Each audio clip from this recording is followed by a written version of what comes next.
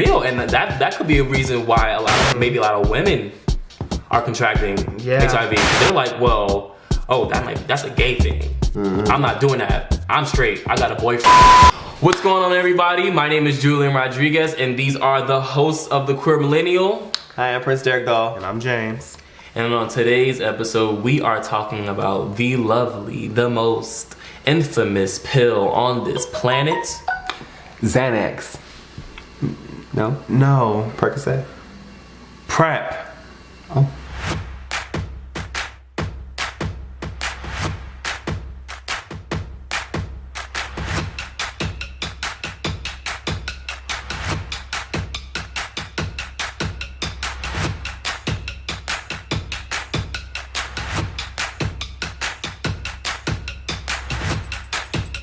So for today's icebreaker, we are playing a game called Myth and Realities. We are going to talk about the myths and realities that are related to PrEP that are often discussed in the LGBTQ community. PrEP is expensive. Hell yeah! It is. Yes, it is expensive. However, there are some agencies that will provide it to you for free. It's just a matter of knowing where those resources are, and I think the problem with debunking this myth is that a lot of people in our community don't really know where to go to get access to PrEP for free. So, but it's not a myth.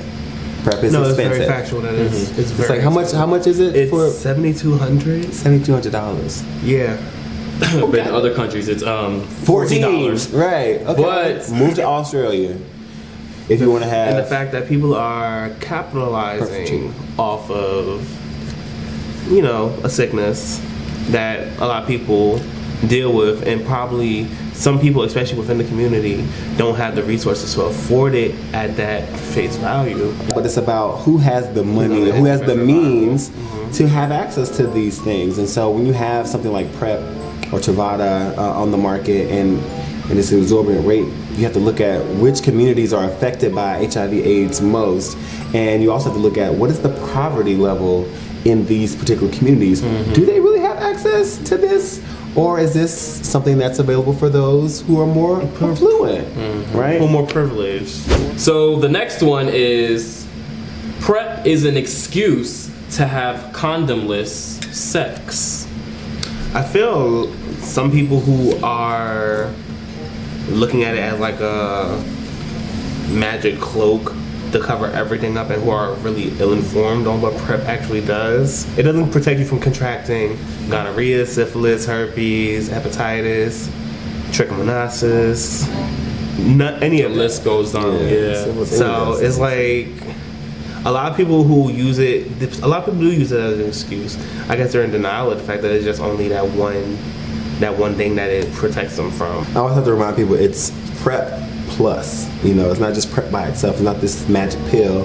It is designed for you to add it into your toolbox of safe sex. It's PrEP plus the condom. You know what I'm saying? So PrEP plus the female condom. PrEP plus the female condom. PrEP plus the communication. PrEP, right. There's so many elements that go into creating a safe sexual experience. PrEP is damaging to the body. Ooh.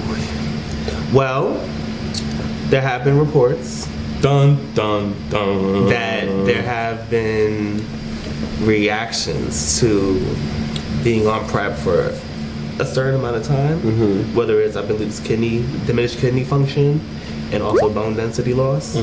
Because what I see in the community a lot is that people are automatically assuming if I take this pill, my bones are gonna break, my kidneys are gonna fail, and all of the other things that may happen that are related to this pill. We have to think. So with any medication, there's side effects, but it depends honestly on how you treat them, I believe, right? Like, I wouldn't want to say that, for example, if somebody's on an antidepressant and they read every single side effect, that's when they're like weight gain, dry mouth, and stuff like that, it's bound to happen to you. It's a slight chance that it will happen to you, which is the same thing with being on PrEP. It's a slight chance that you might be exposed to these side effects.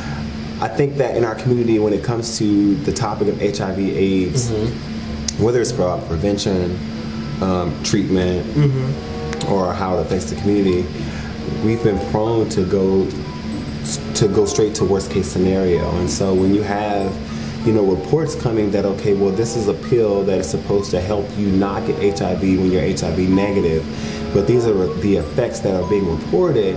One, it's very expensive. You don't have the virus, but you're putting yourself at risk for kidney failure and osteoporosis. It kind of does change the feeling around this particular course of action as far as trying to protect yourself. Why should I take this pill if the reality is I don't even have HIV? I've been negative up until now. So what's gonna be different? But then again, even though there's a disclaimer that this may happen to you, the statistics show that this isn't happening. This is happening to 1 percentile of people who are using PrEP. So in reality, are you really gonna have kidney failure? Chances are no. And you're constantly getting monitored, which also negates of that even happening even more. So I don't think it necessarily negates it. I think it more or less just keeps it in a steady, like you said, it proves that it decreases the chances. It allows you to collect data to say, is this working for me? Is it working for me or is it not working for me? Right. So that you can make the next best move for you. PrEP is for gay men. It's being marketed as such. So are you still running with that narrative of the fact that HIV is still considered a gay disease? Like that's what we're still holding on to? It's being veiled with this commercial about inclusion and stuff like that. Okay, so where are the cisgendered straight people? So is PrEP for gay men? It is, but it's also for everybody else. Everyone can use PrEP. PrEP is for any person that engages in unprotected sex. Yes. Any person that puts their parts in danger, PrEP is for you. But it just so happens that from the data that has been collected from the last 30 years, that gay men or men that have sex with men transmit the virus at a higher rate than those who don't. And then thus these companies have to market it in a way that gets these people the help that they the resource that they need. I think right now you said it's 1 out of 2 black, gay, or bisexual men will be diagnosed with HIV by 2020. And I think for Latinos or for people who consider themselves brown people, I think it's 1 in 4. Is the ratio now. So it's like we have to make sure that we are marketing this product for the people that are most at risk if we are going to try to contain this virus, if we're going to try to stop new cases from popping up, we have to try to make sure we get it to the people that spread it faster. Right. All right, so now it's time for the key. We're going to have a nice, interesting conversation about PrEP, which means pre-exposure prophylaxis, okay? All right, so we've been reading, and currently the black community is contracting HIV at the highest rate. I think for gay and bisexual men that are black, the ratio is 1 out of 2. 1 out of 2 black, gay, or bisexual men will be diagnosed with HIV within their lifetime. And it's showing that we're also using PrEP the least. Why do you think that is? My opinion is it's a lack of connection.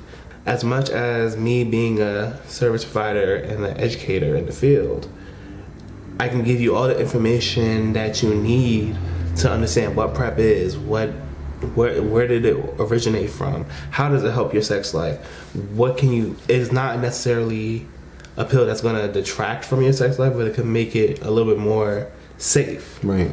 As much as I can give you that information, it's a two-way street for us to be able to work together. Because I can tell you about it, but are you gonna follow up through it and want to sign up to be able to be part of it? I think it's a lot of bias and a lot of stigma in our community.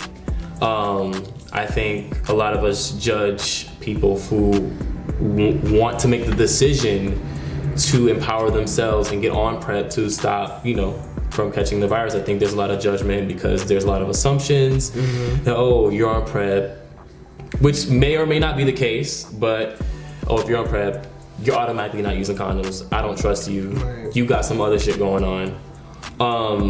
When it's been mentioned, I think it's a tool. It's part of your toolkit. I also think that the whole, I like to call it the big mama syndrome, where grandma, mom, like, oh, we can fix that. Don't worry. Don't go to the doctors. We don't trust them. We don't mess with them.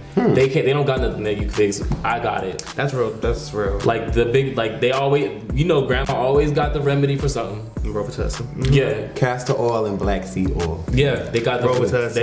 They got the remedy for everything. And would it be working? Little do you know, once you will gag. There was this graph about HIV cases, and the states that were in the Bible Belt had the highest cases in the nation as far as that's interesting. And they were like, why is that? And I was like, well, it's because down there they rather preach to you about not having sex unless you're married or unless it's this person that God has created for you, and kind of like demonizes casual sex or having a healthy sexual experience. And so they're not interested in even the condoms or PrEP or anything like that, because you're sneaking around to have sex. Because people still have sex, but you're sneaking around about it. You're not talking about it. You don't want to go to the clinic. If something happening, you just, like, a lot of people go untreated because they're still so ashamed of having sex, of using their bodies,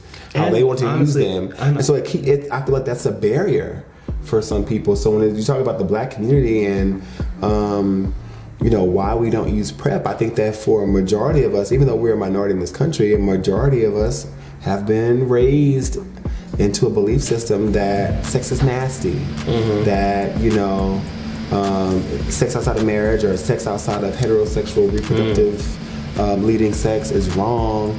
So a lot of people don't want to have the conversation because it's embarrassing. And if I do find out you're on PrEP, or if we're engaging, I'm gonna look at you like, oh, well, you on PrEP. That means you must be out here having sex with everybody. So then you don't use condoms. That means you don't use condoms. That means you must be fucking everybody. Which means you're extra risky. Which means that I don't know if I want to engage you because you may be carrying something else. Yeah, it's like re-stigmatizing. Even though we have this extra tool in our tool belt, I feel like because we don't have the communication, and maybe we're not taking the information where it needs to be. I feel like in these liberal spaces, we're so educated about sexual health. The people that decide not to, they do it because they don't want to. It's not because they don't have the information. It's literally plastered everywhere. There's a lot of history that shows. A lot of history that shows that medicine has not been on our side. Right. 100%. Prime example, the Tuskegee syphilis experiment. Yes, there's a lot of mistrust with these big pharma and these researchers and these companies of the history in our country. And even doctors. They were infecting, these doctors that were infecting people with all types of STDs, exposing people to radiation, pumping up people with chemicals to tests. That's why the mistrust with families just completely cutting off. I'm not taking any medicine from no doctor because of what y'all have done, snatching kids out of homes and doing the most unethical things to try to make a quick buck and try to prove your thesis to why this pill should be put into the market. Even in the crack era, in the 80s, when Reagan or whoever was responsible putting drugs into the community. It was Reagan. So we look back at our history, the white man We don't trust them because of what they've done to us, what they've done to our families, what they put into our homes. Coco from Pocahontas said it best. These white men are dangerous. Well, we just had an interesting conversation about PrEP and the ways that you can probably add it to your regimen, some of the barriers that we face as people of color when it comes to information about PrEP, some of the myths that we may have, and we hope that we sparked a little bit of curiosity into the subject of PrEP for you. So take time today, Google it, watch this video back, ask us some questions, and we'll probably jump in the comments and answer them as best as we can. We thank you so much for tuning in with us. I'm Prince Derek Dog. I'm James.